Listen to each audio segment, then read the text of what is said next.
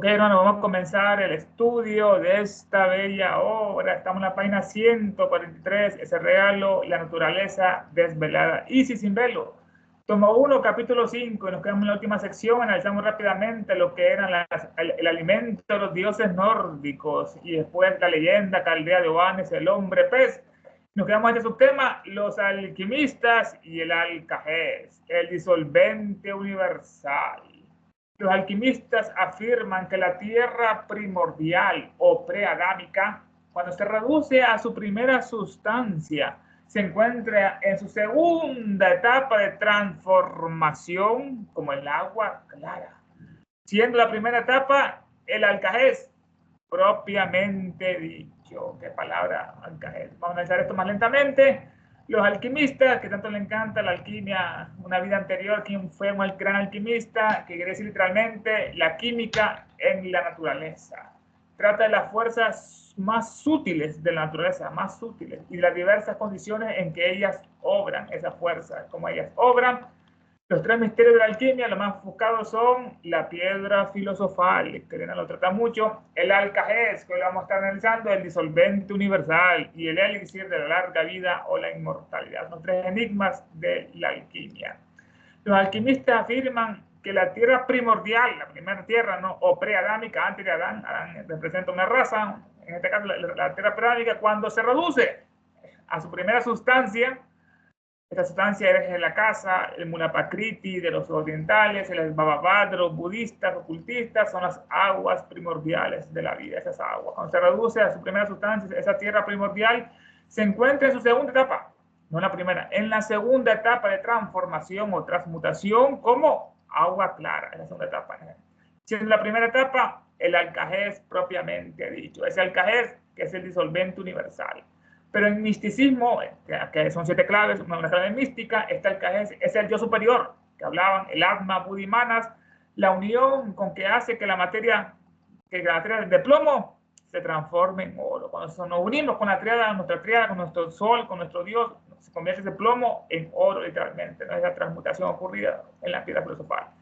El misticismo es el yo superior, es el alcajés, la unión con que hace que la materia plomo se transforme en oro, lo más valioso. Y vuelve todas las cosas compuestas, es el alcajés, ese disolvente, tales como el cuerpo humano, que está compuesto de muchas cosas, y sus atributos, lo convierte a su primitiva esencia, ese alcajés. Propiamente dicho, el alcajés pasa, hay un punto, la laya, que lo hemos analizado, el punto laya, punto y manifestación donde se manifiesta, pasa la materia o sustancia indiferenciada, todavía no ha pasado ese punto, y luego se diferencia, pasa a ese punto laya y se transforma en átomos, en moléculas, en sustancias. Hay un llamado sobre alcajés, dice el pie de página lo siguiente: alcajés, palabra utilizada por primera vez por el gran Paracelso para denotar el menstruo o el disolvente universal, que es capaz de reducir todas las cosas, lo reduce todo. Alcajés es un elemento que disuelve todos los metales, otra explicación, ¿no? Disuelve todos los metales y por el cual todos los cuerpos terrestres o sublunares pueden ser reducidos a su ser primitivo o materia original. Se reduce a la casa de que están formados. Lo disuelve.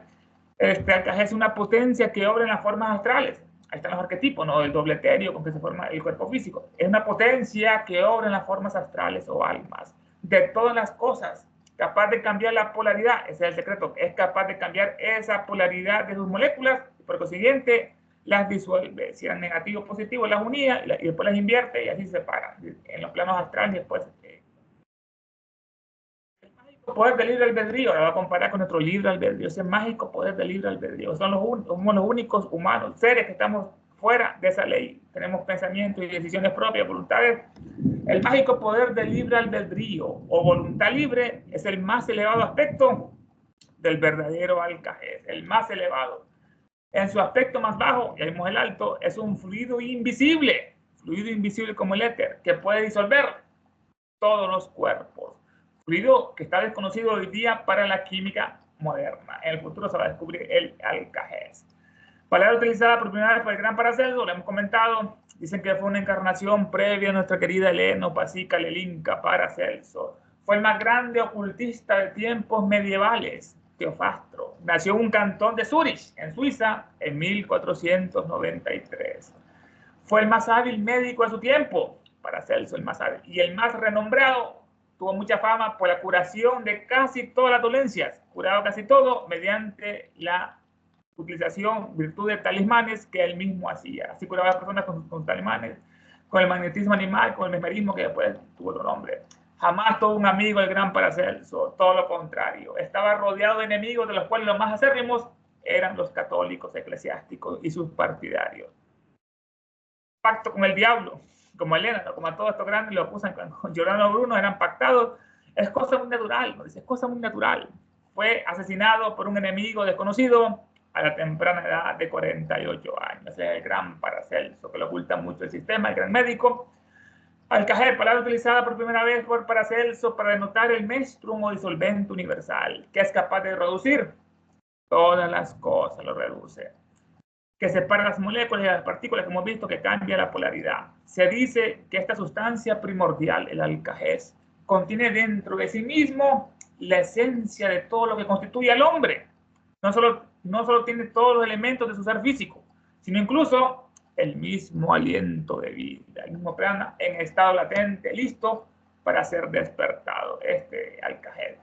Si se cree esta sustancia primordial, el alcajés, contiene dentro de sí mismo la esencia de todo lo que constituye al hombre, todo el cuaternario, ¿no? El cuerpo físico, el astral, el prana, el kama, el manas inferior. No solo tiene todos los elementos de su ser físico, somos un ser muy complejo, tenemos, como decía el hermano, el corazón, las aurículas, los ventrículos, el sistema nervioso, el aparato locomotor, digestivo, urinario, endocrino, somos muchas cosas que funcionan a la perfección. El alcajés no solo tiene los elementos de nuestro ser físico, sino incluso el mismo aliento de vida, lo pone esto entre comillas, el aliento de vida que es el soplo, el hálito, el prana que nos da la vida, el aliento de vida. En estado latente está en el alcajés, listo para ser despertado, listo para ser despertado. Esto se deriva de la incubación, esto es importante, lo estamos analizando en la última sección, esa incubación del sol espiritual, del sol físico sobre esa sustancia, sobre esa agua. Esto se deriva de la incubación o el Espíritu de Dios sobre la faz, sobre la cara de las aguas, el caos. De hecho, esta sustancia, el alcajés, es el caos mismo, nos dice en esta parte. Esto se deriva de la incubación del Espíritu de Dios, este es el fuego que estuvimos analizando, es el soplo de vida espiritual que flotaba sobre las aguas del espacio, como dice el Génesis, el soplo de vida es el prana. Esto se deriva de la incubación de ese Espíritu de Dios sobre la faz, sobre las caras de las aguas, que es la casa, que es el caos. Ese caos que quiere decir el abismo, la gran profundidad, el espacio, eso es el caos, el espacio. Antes de lo que venga el cosmos, venga la armonía. Es anterior a todos los dioses, el espacio, entonces es importante, tiene muchas explicaciones. Es anterior a todos los dioses, a todos los soles, el espacio, ¿no? Es el único Dios sin forma. El espacio no tiene forma. El único Dios sin forma ni sexo, es asexual, que se dio nacimiento a sí mismo y sin fecundación. Está hablando del espacio, cómo comenzó lo que es manifestación con ese espacio que se dio nacimiento a sí mismo asexualmente y sin fecundación. Dentro del huevo virgen. Es adorado bajo la forma, este espacio, de una madre virgen, María, Maya, la madre de Krishna, la madre de Uya, Maya, etc. Es adorado bajo la forma de una madre virgen, este caos. De hecho, esta sustancia del alcajés es el caos mismo. Bien, vamos a leer el PDF ahora. Aquí está bastante extraña esta traducción que hizo el hombre. La vamos a analizar lentamente para que miren las diferencias. Dice, los alquimistas enseñaban que la tierra primordial o preadámica, ahí le agrega alcajés, ahí no estaba el alcajés, no, hasta después sale el alcajés. Los alquimistas enseñan que la tierra primordial o preadámica, miren que como estaba acá. Los alquimistas afirman que la tierra primordial o preadámica, cuando se reduce a su primera sustancia, de todo esto, hasta después sale el alcajés. Los alquimistas enseñan que la tierra primordial o preadámica, ahí le pone alcajés entre paréntesis, es como el agua clara, en la segunda etapa de su transmutación, de transformación. En sustancia primaria era alcajés, aquí lo revuelven, que contiene todos los elementos constitutivos del hombre, no solo por lo que atañe a su naturaleza orgánica, sino también el latente soplo de vida, dispuesto a la actuación vital. O lo que es lo mismo, el Espíritu de Dios flotante sobre las aguas, o el caos, que de este modo se identifica con la sustancia primaria. Aquí hay un revoltijo. Por esta razón, bueno, hasta le digamos, hermanos, que les parece esta parte, este subtema de la alquimia, el alcajés, el Paracelso, ahí están opiniones, hermanos, comentarios, son totalmente bienvenidos. ¿Qué les parece este subtema del alcajés?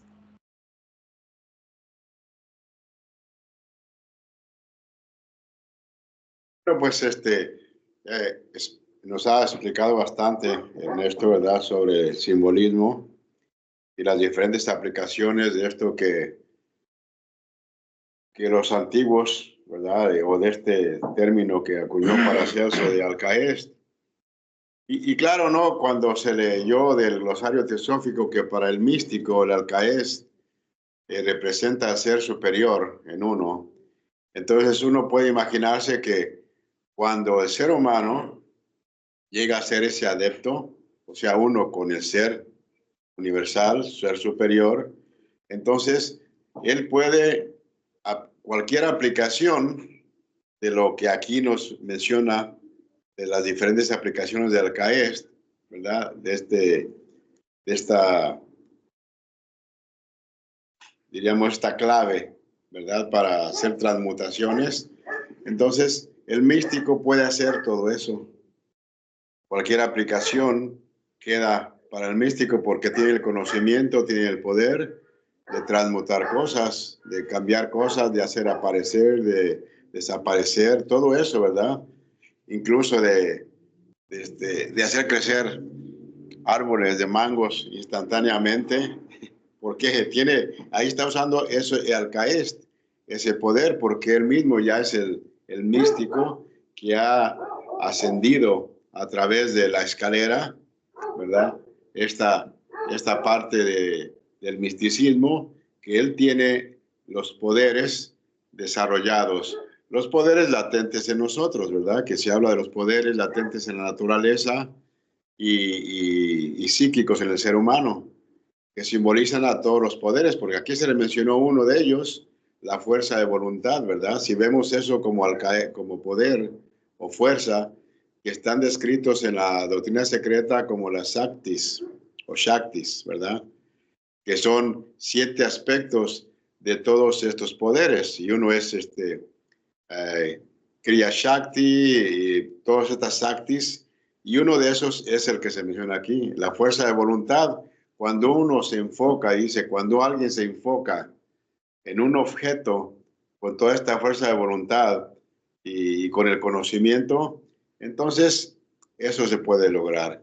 Y estas son las aplicaciones diferentes del místico a través de lo que aquí, de otros aspectos, también puede usar esta sustancia para hacer todas estas cosas alquímicas o transmutaciones, ¿no? Que para el vulgo, pues, para el vulgo parece, es lo que llamaría un mago, ¿verdad?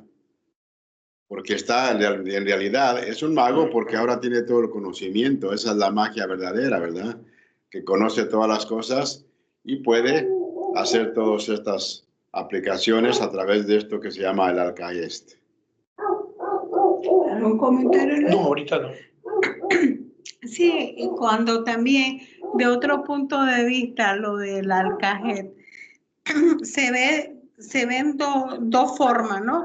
La forma material de lo que puede hacer ese líquido primordial y también que lo que hay transmutación cuando se llega a conocer conscientemente al ser superior que mora en nosotros.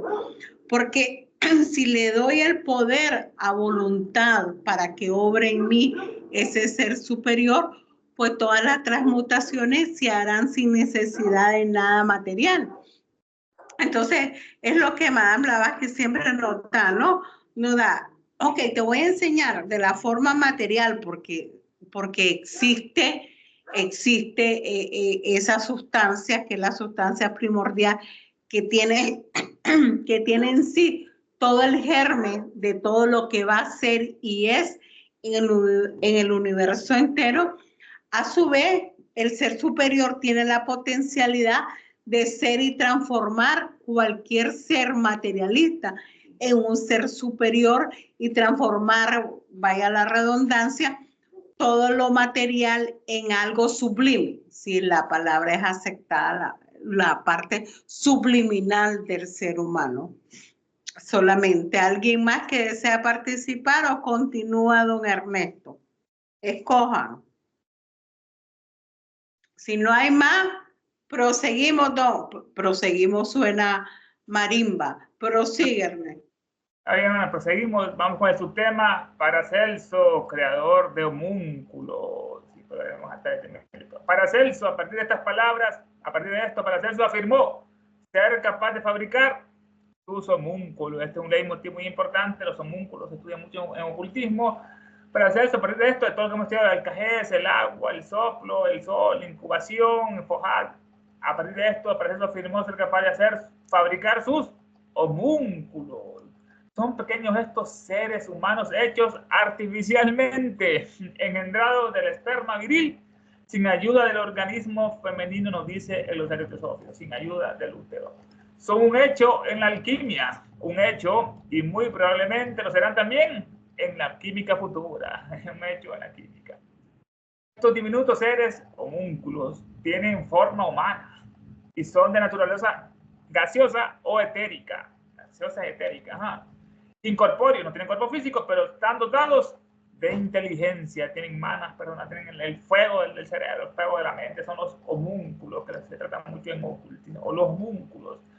Tales sostenía que el agua desde el principio, era Tales de Mileto, y por eso Tales, el gran filósofo natural, sostenía que el agua era el principio de todas las cosas en la naturaleza, los elementos.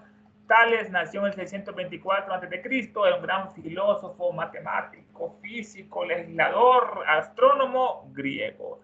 Es considerado uno de los 7 grandes sabios de Grecia, uno de los 7 era él. Tales es reconocido por romper con el uso de la mitología para explicar el mundo y el universo, cambiándolo en su lugar por explicaciones naturales, mediante teorías e hipótesis naturalistas que utilizan la razón. Antes decían los griegos, ¿no?, que era Cronos, que fue el padre, que después lo castraron a Saturno, Urano, Zeus, que se los comía el padre por la profecía del oráculo, que un hijo lo iba a vencer, y Cronos se comía a Poseidón. Bueno, Tales fue que rompió con todo esto, ya no enseñó mitología para explicar el origen del universo, es por romper con el uso de estas mitologías para explicar el mundo y el universo, cambiándolo en su lugar por explicaciones naturales. El tiempo, el espacio, el sol, mediante teorías e hipótesis naturalistas que utilizaban la razón o el logos para que todo el mundo la entendiera. Por lo que es considerado el iniciador de la especulación científica y filosófica griega occidental, de Occidente, aquí en la cuna de todo este materialismo, ¿no?, de Tales. Explicó que el principio originario de la naturaleza, unos decían que era el fuego, otros el viento, otros el apeirón, explicó que el principio originario de la naturaleza y de la materia era una única sustancia última. Que decían los griegos, el arche. ¿Cuál es el arche? Es el agua, como hemos estado analizando. Tales de Mileto sostenía esto. Hermanos, preguntas sobre este subtema. Aquí terminamos el estudio de esta sección. Para pasar a la siguiente, hay preguntas. Pero para hacer el homúnculo, Tales el agua. Nada más.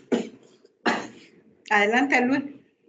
Sí, fíjate que estaba pensando yo en esto de Paracelso, porque él hizo también, si es el mismo ego de la señora Blavatsky, vino a hacer una primer conexión entre Occidente y Oriente.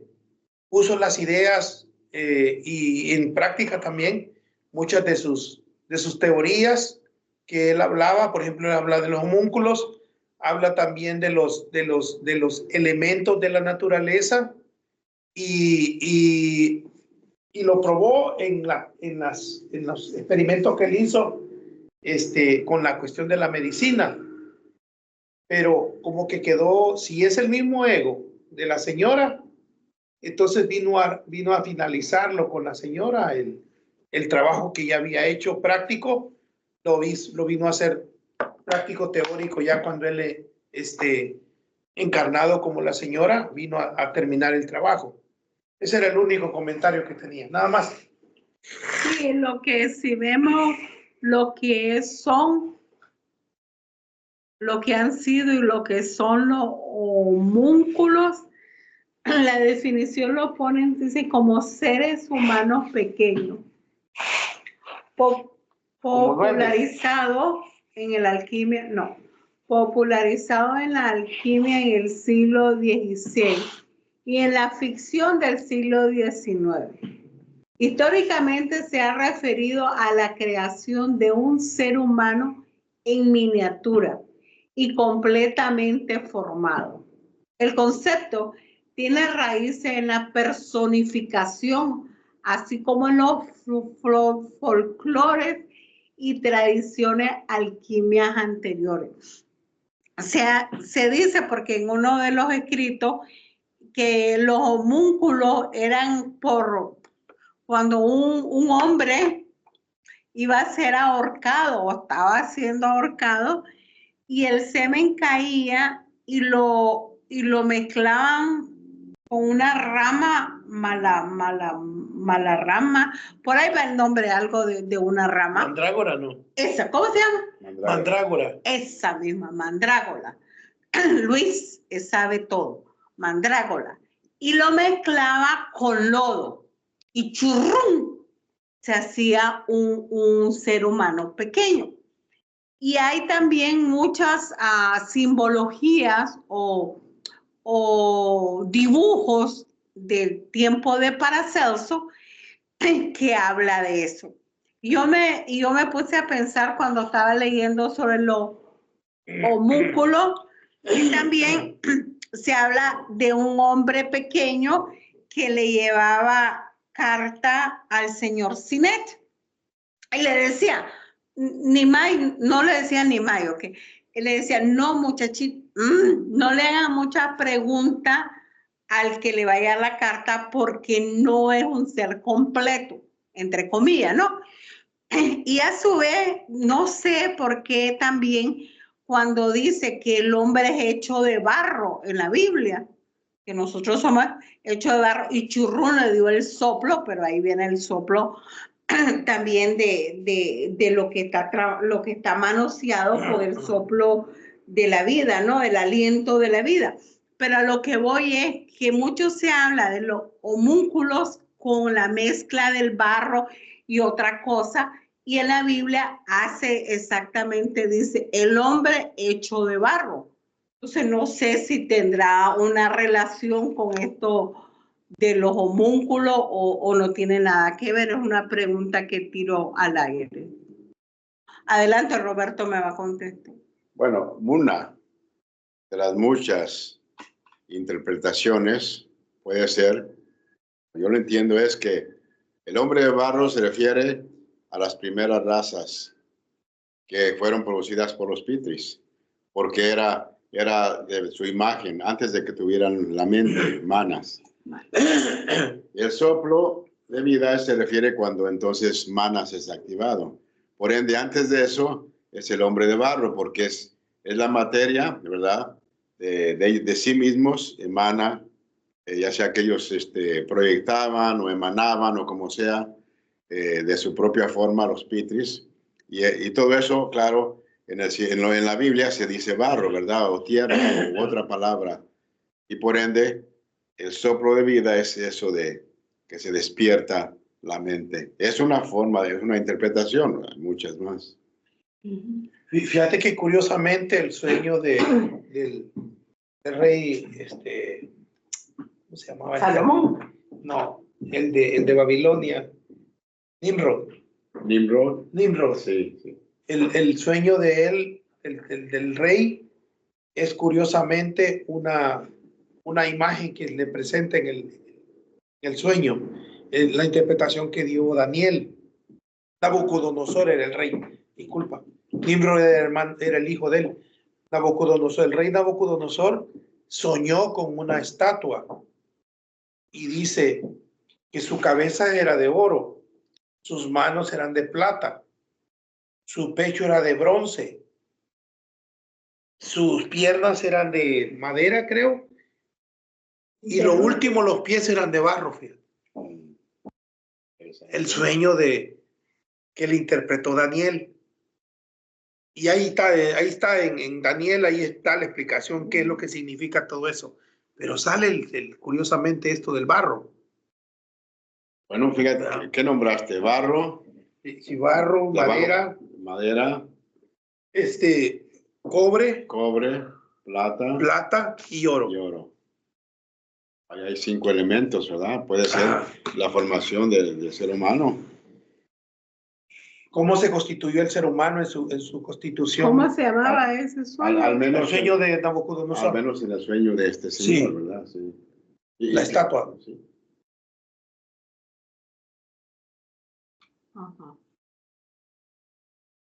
Eso simboliza también los periodos, el periodo de oro, de plata, de bronce y el de hierro, las piernas, o sea, que el Kali Yuga, que da una explicación sobre, antes el hermano había mencionado el ego de Paracelso con Helena, era la mónada que encarnó previamente en Paracelso, el gran médico, y dicen que en el testamento de Helena, cuando estaba en sus últimas horas, escribió: aprovechenme, que esta es mi última encarnación, así lo dijo literalmente, unidos y sobrevivirán, separados se destruirán.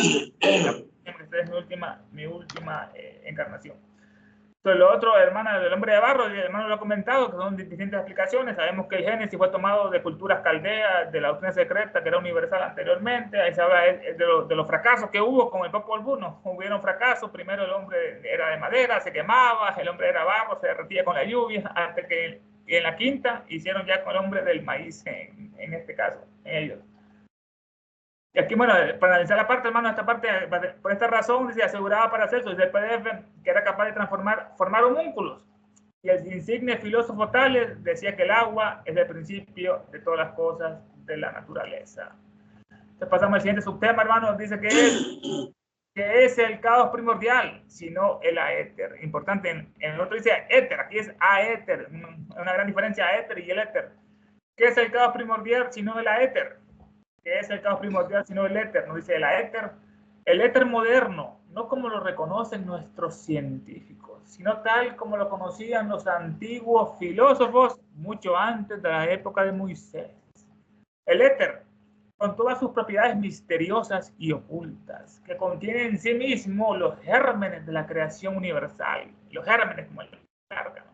El éter es la Virgen celestial, el espacio, la madre espiritual de toda forma, el éter, y ser existente, el éter es la madre, de cuyo seno, de cuyo útero, tan pronto como es incubado o fecundado por el Espíritu Divino, son llamados a la existencia, ya viene el nacimiento, no masculino femenino, aquí viene la materia, la vida, la fuerza y la acción, la electricidad, el magnetismo, el calor, la luz y la acción química.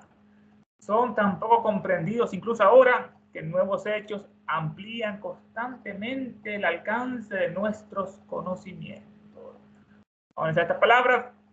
¿Qué es el caos primordial? El caos lo analizamos hace poco, es el abismo, es la gran oscuridad, el espacio. Es anterior a todos los dioses, a todos los soles, a todos los planetas, a todas las lunas.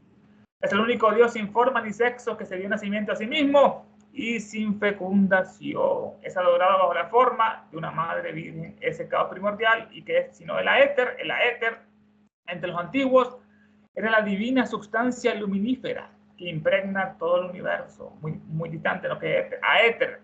La antigua era la divina sustancia luminífera que impregna todo el universo. Es la vestidura de la deidad suprema, esa vestidura. El proteo gigante, es el aliento del alma universal, alaya, es el quinto elemento, que vamos a analizar, quinto elemento, tierra, agua, aire, fuego. La cabeza tiene el éter adentro, porque nuestros pensamientos son eternos, son infinitos como los números, son hechos de éter.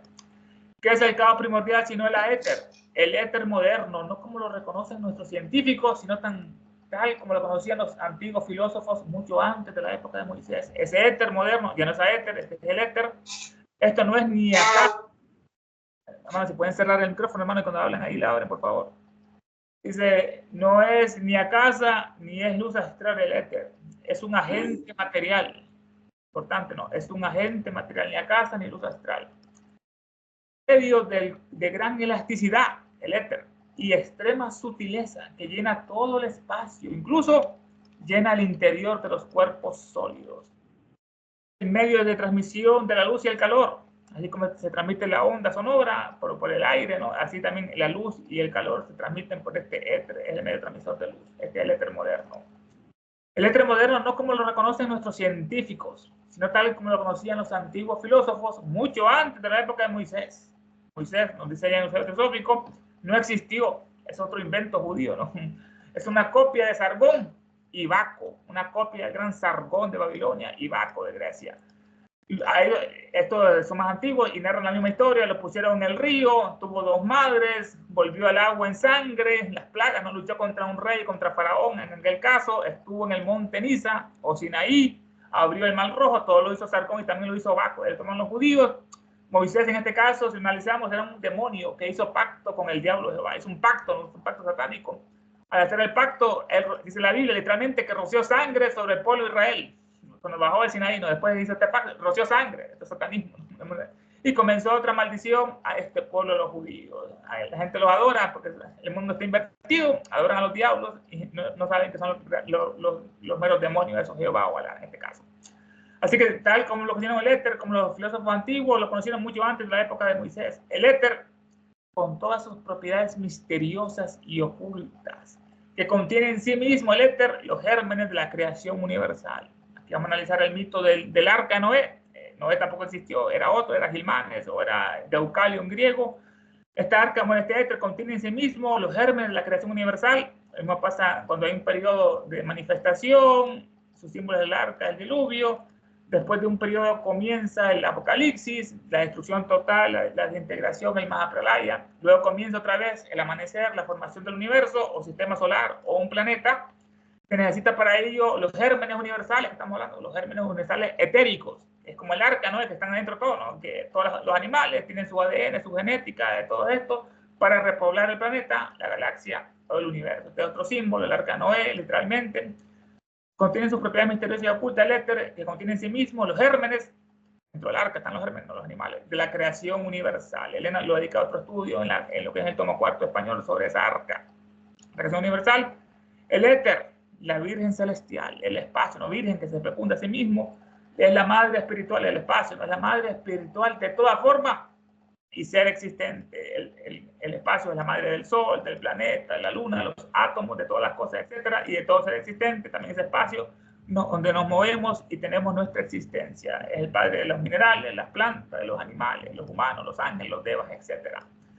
De esa Virgen celestial, de ese éter, de ese espacio, de cuyo seno, de cuyo útero, cavidad tan pronto como es incubado, pero analizamos la incubación o la fecundación por el Espíritu Divino.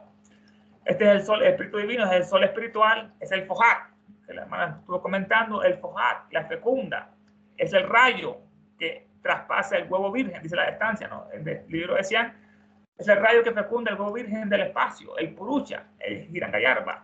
Por el Espíritu Divino la fecunda, cuando esto ocurre, cuando se une lo masculino y lo femenino, en este caso el espacio con el Fohat, y así son llamados a la existencia, a existir. Existir quiere decir existir fuera de, es afuera, exterior, existir fuera, porque se va del interior de la verdad, la manifestación que es subjetiva, que es interna. Cuando se une el espacio y el Espíritu Divino, se llama a la existencia la materia, que es el prakriti, la vida, el prana, la vida una, la fuerza también viene del espíritu y la Fohat, y la acción primeramente.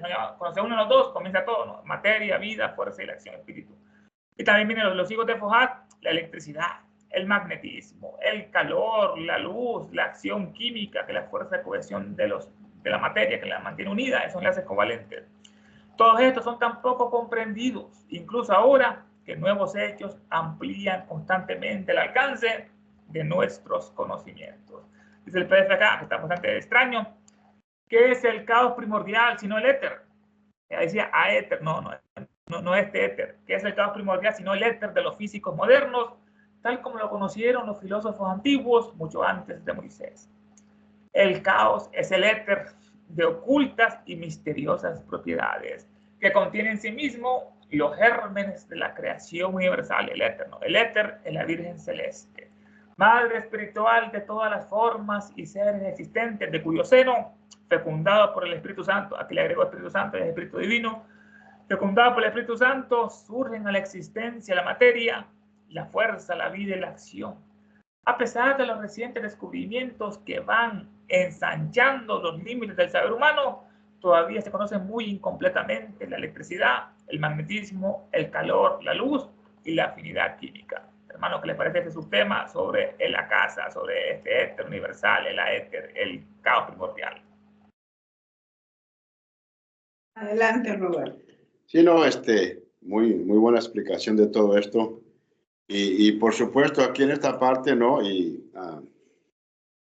Vemos cómo estas palabras tenían lo que hablábamos anteriormente, un simbolismo. Una sola palabra simbolizaba muchas cosas. Y aquí nos está dando muchas analogías. lo que era para cada cual, ¿no? Por ejemplo, al comienzo, ¿no? Cuando dice, el caos primordial era el éter, dice, los físicos modernos, tal como lo conocieron los filósofos antiguos, mucho antes de Moisés. Entonces, ese era el caos, ¿verdad? No es caos como lo conocemos ahora, ¿verdad? Porque lo que conocemos ahora, caos, desorden. Es un desorden, ¿verdad? Pero una entropía. Sí, anteriormente era lo contrario. Tenía simbolismo, ¿verdad? Por eso.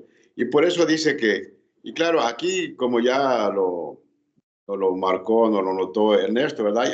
Hay palabras aquí que están cambiadas. Incluso la palabra cuando está éter, la tenemos a veces acá en mayúsculas porque nos llama la atención en el de inglés, ¿verdad? Y acá como que no puso mucho atención este traductor, no sé por qué, en traducirlo correctamente cuando es éter y cuando es aéter. Entonces, la primera, cuando dice que es el caos primordial, sí, sino el claro. aéter. Sí, estoy viendo lo de inglés. Entonces, por ende, si de por sí es confuso, ¿verdad? Y cuando uno lee esto, entonces es más confuso porque nos dan estas cosas todas confundidas, ¿verdad? Este podría ser un caos, una sopa cuántica. ¿Qué? La éter vendría a ser una sopa cuántica antes de todo lo que la producción es un solo revoltijo. Sí, el éter se corresponde más con Akasha. El éter es la parte más baja de Akasha. Okay. Por eso el éter tiene que ver con todo lo manifestado cuando hablamos del cuaternario, y el aéter tiene que ver con la parte superior de nosotros. La metafísica. Sí, la metafísica, exacto. Entonces, bueno, a lo que iba es que como aquí nos está dando lo que significaban esas palabras o lo que simbolizaban. Y por eso después dice, en estas partes donde ya nos habla de muchas cosas, que dice, el caos o el éter de los ocultistas, o de ocultas y misteriosas, propiedades, aquí voy a esto, que contenía o contiene en sí mismo el germen de la creación universal.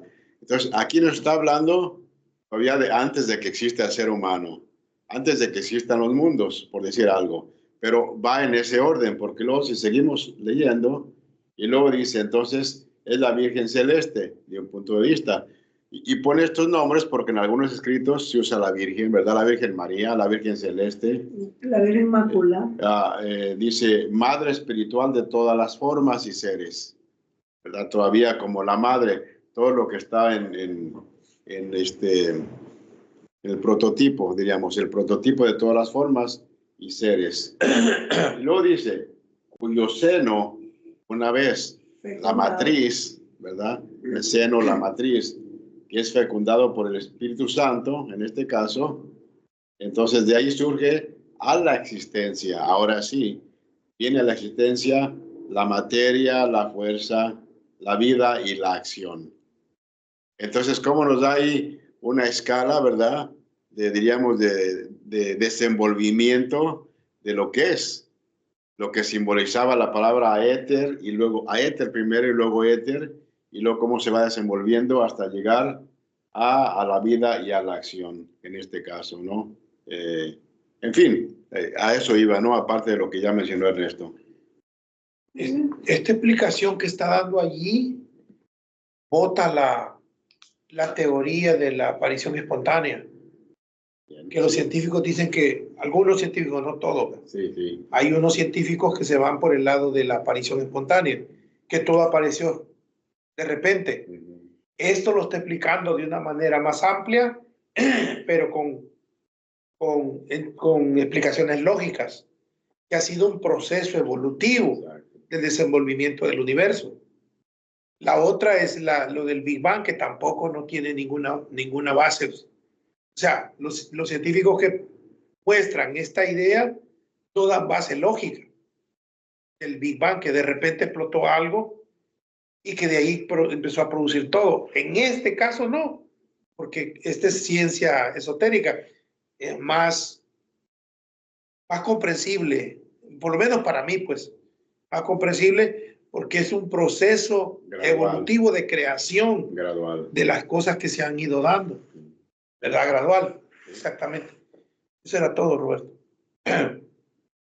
Adelante, Ernesto, alguien más que desea dar su opinión, porque de un modo también de todo lo que se está hablando aquí es de Akasha, porque ahí donde está el germen universal o el prototipo universal de todas las cosas. Si nos vamos también de un lado poético, de llamarlo de alguna manera, nos vamos a Platón, donde decía que existe una ideación universal en la cual ahí ha existido todo, y luego es que con la ideación es que lo vamos personificando acá. Por eso se dice que no, que todo lo que nosotros o los científicos han descubierto no es que han descubierto nada, sino que han más bien tratado de entender lo que anteriormente estaba dicho. Ya a Roberto va a completar. Adelante. No, Roberto. es que aquí me faltó decir algo de lo que ya nos corrigió también en esto, pero en el texto que tenemos, de la traducción del PDF, dice al principio, ¿qué es el caos primordial sino el éter de los físicos modernos? Aquí está, no sé, yo no lo entiendo bien porque no debería de decir así. Y creo que ya lo dijo Ernesto, porque dice, no es el éter reconocido por los científicos modernos. Entonces, eso puede llevar también a una confusión. Y yo digo, qué lástima que esté esta traducción así, ¿no? Pero bueno, a lo mejor es mejor que nada. Es porque todo. Dice, el éter moderno no tal como lo conocemos, como lo reconocen nuestros científicos, sino tal como y lo ponen bastardía, lo conocían, claro, los filósofos antiguos, mucho antes de los tiempos de Moisés. Entonces aquí también nos está dando, no es que no está diciendo claramente que antes que de todo esto existía una mente universal en la cual se estaba todo puesto en la mano. Porque dice, el éter con todas sus propiedades misteriosas y ocultas, que contiene en sí mismo, los gérmenes de la creación universal. Ahí es donde nos da la pauta de pensar dónde y cómo es que se formaron las cosas. Porque siempre se nos dice, nada produce la nada. Eso es lo que dice así en inglés, ¿no? No está claro si lo estás viendo. Dice, el éter con todas sus propiedades misteriosas y ocultas que contienen en sí mismo los gérmenes de la creación universal. Éter, la Virgen Celestial, la Madre Espiritual de todo ser y de todo ser existencia, en cuyo seno tan pronto como se. Ahí va lo que es Mula Prakriti y bien está la otra, Purusha y Prakriti. Ahí están las dos que incuban, ¿no? Y luego se retira una porque ya, por decir algo, la dejó embarazada o le puso incubado el ser. Adelante, Roberto, y luego Ernesto.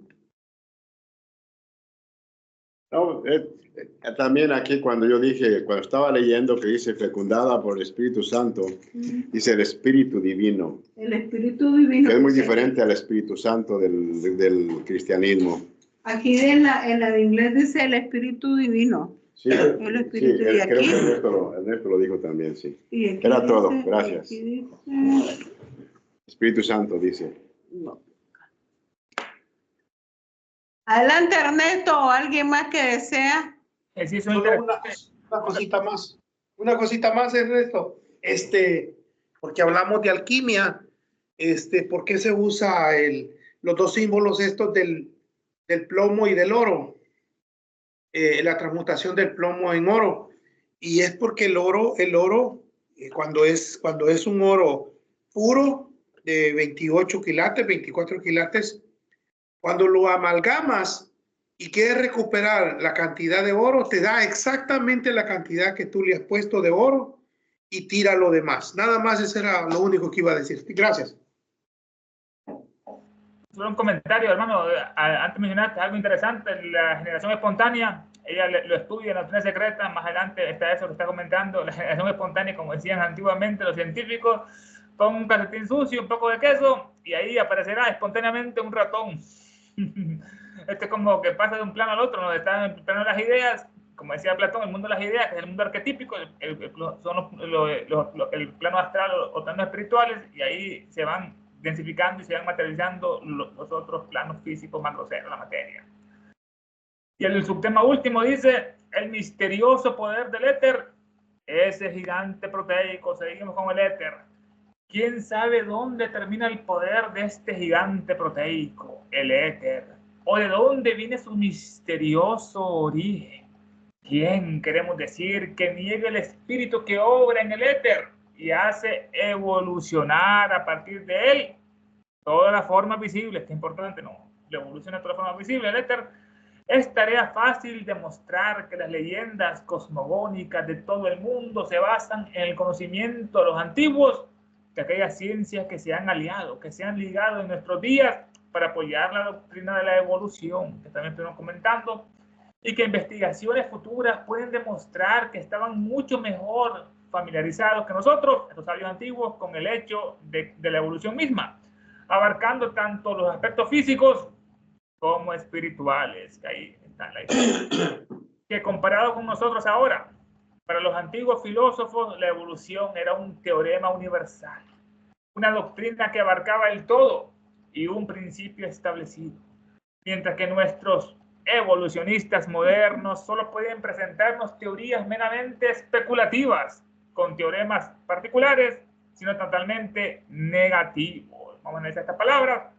Dice, el misterioso poder del éter, ese gigante proteico. ¿Quién sabe dónde termina el poder de este gigante proteico, el éter? Proteico, que se transforma con las proteínas, lo más esencial, se transforma en cualquier cosa. Como le dijo Proteo, se le apareció a la madre de Apolonio de Tiana y le dijo que su hijo iba a ser divino, iba a ser Proteo, dice que era el padre de Apolonio de Tiana. Lo mismo que pasó con Jesús, con la visita del arcángel Gabriel, la anunciación.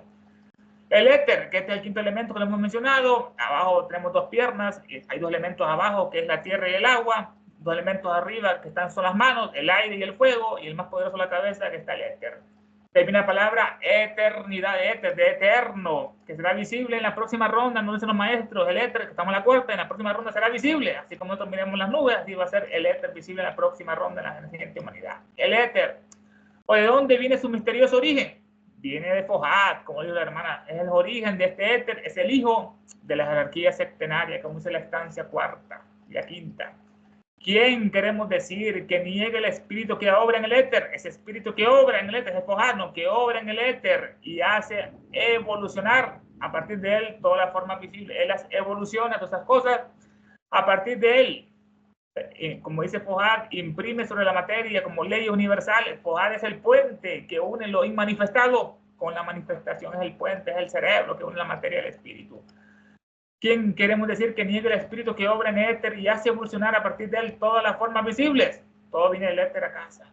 Es tarea fácil de mostrarnos, dice, que las leyendas cosmogónicas de todo el mundo, las nórdicas, las orientales, las hindúes, las de Popol Vuh, es tarea fácil de mostrar que las leyendas cosmogónicas del origen del universo, cosmos y de todo el mundo se basan en el conocimiento que tenían los antiguos de aquellas ciencias que se han aliado hoy en día, en nuestros días, para apoyar la doctrina de la evolución. Todas las ciencias apoyaban lo que es, que venía el éter, el Fojat.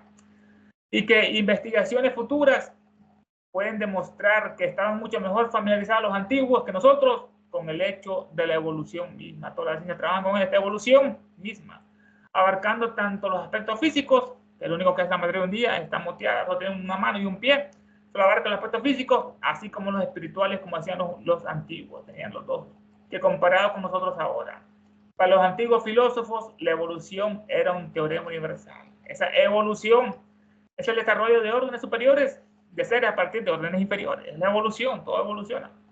La evolución era un teorema universal, nos dice, el PDF dice otra palabra diferente. Vamos a ver, la evolución es un teorema universal. Los teoremas son proposiciones, como las proposiciones fundamentales, demostrables lógicamente, 2 más 2 es 4, partiendo de axiomas postulados o de otras proposiciones ya demostradas. La evolución era un teorema universal, una doctrina que abarcaba el todo. La roca, como la roca se transforma en vegetal, el vegetal en animal, el animal en humano, el humano en ángel, el ángel en Dios. Como decía la cábala, una doctrina que abarcaba el todo y un principio establecido. Mientras que nuestros modernos evolucionistas científicos de hoy en día solo pueden presentarnos teorías meramente especulativas. Aquí nos daban lo que es un teorema, pero están especulando, con teoremas particulares, no universales, sino totalmente negativos. Dice el PDF lo siguiente. Dicen, bueno, aquí, ¿quién presume dónde termina la potencia? ¿O cuál es el origen de este proteico gigante llamado éter? ¿Quién no echará de ver el espíritu que en él actúa y de él arranca la forma visible? Aquí dice evolucionar allá, evolucionan todas las formas, arranca las formas visibles. Fácil tarea es demostrar que todas las cosmogonías se fundan en los conocimientos de nuestros antepasados, en las ciencias que hoy en día parecen haberse coligado en pro de la doctrina de la evolución. Y tampoco es difícil demostrar que los antiguos conocían mucho mejor que nosotros la evolución en sus dos órdenes, físicos y espiritual. Para los antiguos filósofos, la evolución era una doctrina axiomática. Aquí está diferente, ¿no? Aquí dice una doctrina axiomática. Allá te dice que era una doctrina, un teorema universal. Aquí es doctrina axiomática. Los científicos, bueno, aceptan la evolución, vamos. Para los antiguos filósofos, la evolución era una doctrina axiomática, un principio que abarcaba el conjunto del universo, mientras que los científicos modernos aceptan la evolución bajo la hipótesis especulativa de carácter particular, cuando no negativo. Bueno, preguntas, comentarios sobre este subtema que estamos analizando, la sustancia primordial, el éter, periodo de porteo.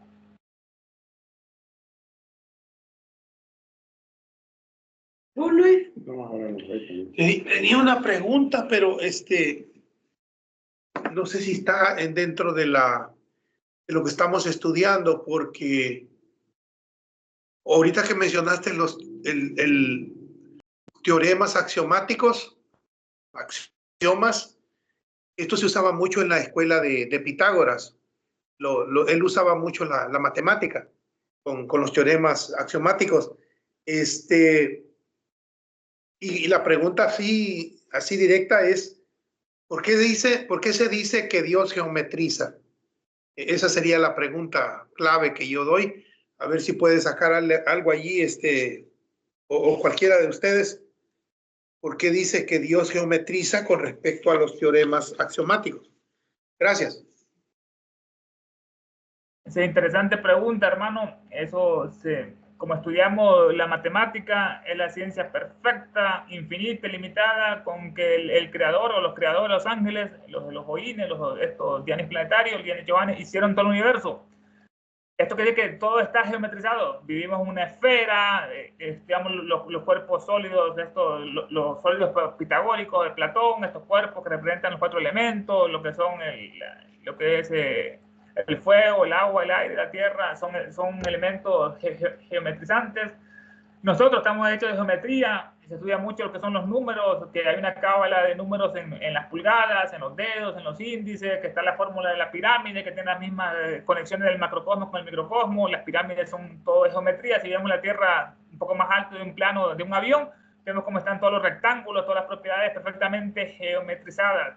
Es un axioma que lo repite mucho en Cábala, también en ocultismo. Dios geometriza, dicen en Cábala. Y tiene que ver mucho con esa explicación de que, bueno, que todo es matemática, el universo, los soles, la esfera, nuestros ojos son redondos con las pupilas, lo que es la córnea, todo tiene una explicación anatómica. Si vas a los músculos, el bíceps tiene 2 cabezas, el trapecio que está en la espalda también es una forma geometrizante, que es la única, que es la más idónea para ese músculo. Nosotros mismos, todo nuestro cuerpo muscular, esquelético, está hecho de figuras geométricas, se basa en eso. No sé si otro hermano aporta otra cosa. Fíjate que estuve viendo yo un documento ahora, se llama ¿cómo se llama este documento que estuve viendo? Es el diario del Liceo. Y ahí, curiosamente, en este documento dice que Yod es espíritu. Geo es amor. O sea, Yod Geo son dos letras hebreas y tiene su consonancia matemática también. No me recuerdo ahorita. Los detalles exactos no los tengo, pero es interesante cómo el Yod He Vav Hei tiene mucha relación. El Yod es espíritu. Geo, porque son dos Geo, la primera y la última. Yod Geo Bau es la otra y el último Geo. Pero ya en la segunda, en la última parte del Geo, ya no es amor, sino que tiene que decir otra cosa, porque como se van sumando, porque se va sumando las letras y te va dando otra interpretación. Nada más, Ernesto. También me hiciste recordar, hermano, eso que Elena aquí se estudia en esta obra, el dodecaedro, que es la figura geométrica con la que los poderes espirituales hicieron el universo, los ángeles, los arcángeles, con el dodecaedro de 12 lados, que lo mencionamos más o menos, que eran estos sólidos platónicos, el tetraedro que representa el fuego, que es la pirámide, las 4 caras, pero es interesante el 12, bueno, aquí estudiamos mucho la numerología, tenemos 12 costillas, el sistema respiratorio, que tú hablabas que la purificación de la sangre, donde se oxigena, después para el corazón y va a impartir el alimento y la vida, que es ese oxígeno en las células, que hacen lo que es el ciclo de Krebs, se alimentan con la mitocondria, que producen la energía, que es como la gasolina, como se manejan todas estas células, el tetraedro, dodecaedro, y también estudiamos mucho lo que es el pi, el 3,14, que es la base del diámetro de la circunferencia, que eso se aplica a todas partes, a todo. Y vemos que las ciencias todas se apoyan en la matemática, que la más exacta, más perfecta, la geometría es una parte de la matemática, hay que estudiar bastante Euclides para comprender esto un poquito más profundamente, pero interesante pregunta, hermano.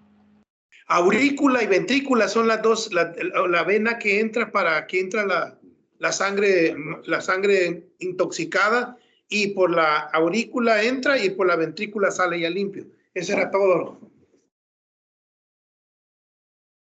Ahí es como se oxigena con la vena cava, van las venas pulmonares, el corazón los impulsa, los pulmones la sangre, a los alvéolos, ahí ocurre el intercambio de oxígeno con el dióxido de carbono, después la sangre purificada va a la parte izquierda donde está la aorta, y ahí donde de aurícula a ventrículo, y la aorta lo expulsa esa sangre a todo lo que es la parte izquierda y luego la derecha. Interesante. ¿Y cuántas divisiones tiene el corazón? Son 7, ¿no? Tiene 4 cámaras, 2 aurículas y 2 ventrículos. Esto en una sociedad secreta lo agarran, estás en la aurícula tal, ya estás ahí en el ventrículo, así hace una asociación con el corazón, pero tiene 4 cámaras, 2 aurículas y 2 ventrículos. Sí, lo que dice Tania es que en el ocultismo sí son 7, pero es justo lo que dijo Ernesto, ¿verdad? En el corazón físico. Una forma, por ejemplo, de convertir esto en la parte mental, ¿verdad? ¿Qué quiere decir el corazón mental, verdad? De purificar las cosas. Por ejemplo, ¿no? En el caso de un ser humano, los pensamientos o las ideas o lo que observas que está entrando a tu mente. Entonces hay una parte de nosotros que precisamente el estudio viene siendo el alcaez que hablábamos, ¿verdad? Universal, de transmutar en nuestra mente entonces todas esas cosas para que salgan limpias hacia todos los demás seres. Una forma, porque incluso cuando se habla de ciertas prácticas para el yoga o la meditación, a veces se interpretan físicamente, y la verdad es que nos dice ahora la interpretación es mental, de hacer ciertas prácticas. Cuando se habla de respiraciones, ¿verdad? Por ejemplo, se menciona de cierta forma en la mente de cómo se puede, en este caso, transmutar las cosas, así como el corazón limpia la sangre para que siga circulando. Se puede decir que entonces, ahora volviendo a la naturaleza de las jerarquías, hay jerarquías de Yang Cho Hans que están haciendo ese trabajo de corazón, donde están, claro, sin interferir con el karma, porque aquí está, y no es que yo lo entienda, ¿no? Esta cosa es delicada, de cómo ellos están participando en ayudar como muro protector de ciertas cosas o influencias de la humanidad, y que puede haber cierta transmutación debido a que ellos saben cómo funciona el karma y cómo trabaja, que pueden tal vez hacer esta limpieza o no permitir que ciertas cosas sucedan, así como al famoso motor de Kili, ¿verdad? Que se tuvo que detener todo eso, ¿verdad? Porque podía ser un arma mortal para el mundo si el ser humano en la presente forma de actuar y de pensar, entonces convertimos las cosas en armas mortales. Pero en fin, ¿no? Él lleva esto a la parte de la purificación de la sangre, a la purificación de los pensamientos en nosotros, en la mente. Era todo. Y también tanto descubrimiento que tuvo el señor Tesla, ¿no? Y mira lo que sucedió. O sea, él no quería que fuera de esta manera, pero... No, porque él quería más bien dar, en primer lugar, quería que la energía fuera gratuita. Para el beneficio de los demás. Para el beneficio de los demás, ¿no? Pero mira, los seres humanos como somos, ¿no? Y por un malentendido, no le fue dado el premio Nobel al señor Tesla. Bueno, eso dicen, por un malentendido. Bueno, de hecho no le dieron el premio Nobel. Claro, sí, sí. Entonces, fue un malentendido grave. Ernesto, antes de retirarnos, cuando esté en casa, te voy a mandar unos enlaces de Lighton Britton, no sé si te mandé algo ¿cómo se llama esto? Bueno, te lo voy a mandar otra vez. Mira, y de ahí te voy a mandar unos enlaces que tienen ellos mismos, tienen una página donde dan un montón de explicaciones con respecto a todo lo que estamos estudiando. Ok, ¿algún otro comentario o damos por cerrado con un bello dibujo que me salió en la computadora? Sobre el motor de Kelly, eso lo analiza profundamente Elena en la Nación Secreta, lo que en la parte 3 en las adendas, en la parte científica, dice que él no se adelantó por cientos de años, sino por miles de años a esa tecnología, que era muy peligroso que cayera en manos ajenas, como pasó con la energía nuclear, Hiroshima, Nagasaki, etcétera. Kelly dice que la máquina solo funcionaba cuando él la tocaba. Total, realmente tenía un impulso vital, una energía que le abarcaba. El motor de Kelly es un capítulo interesante. Y de Tesla, hermano, sí, Tesla era un gran filántropo, amaba mucho a la humanidad y él quería que todo fuera de forma gratuita, pero los poderes malignos de JP Morgan y Thomas Alva Edison, que le robaba las patentes, querían esclavizar a la humanidad con un recibo eléctrico todos los meses, cobrarle algo que puede ser totalmente gratuito. El gran Tesla, que se encargó por mucho tiempo la humanidad de tenerlo oculto. Hasta ahora es que gracias, bueno, a Elon Musk, que le puso a sus carros eléctricos con ese nombre que tanto lo odian estos oscurati, Tesla, el que iluminó el mundo, gracias a él, de forma gratuita. La energía alterna es 1000 veces mejor que la directa de Thomas Alva Edison, y él la descubrió leyendo un libro que a Elena le encantaba mucho, que era el Fausto de Goethe, que habla del diablo, Mefistófeles. Estaba con un amigo en un parque Tesla y de repente leyendo ese libro, una parte que dice que de oriente a occidente sale el sol y de repente él empieza a dibujar en la tierra con algo y le dice a su amigo, he inventado una nueva tecnología, y le empieza a aplicar la corriente alterna. Increíble. Nikola Tesla. Era tan humilde que él decía la verdad, que la mayoría de todos sus inventos, él nunca los escribía, los dibujaba en su mente, tiene una mente prodigiosa. Él decía que muchos de los inventos se los mandaban de otros planetas, por ondas radiales, y la radio fue descubierta gracias a Tesla. Marconi también le robó patentes.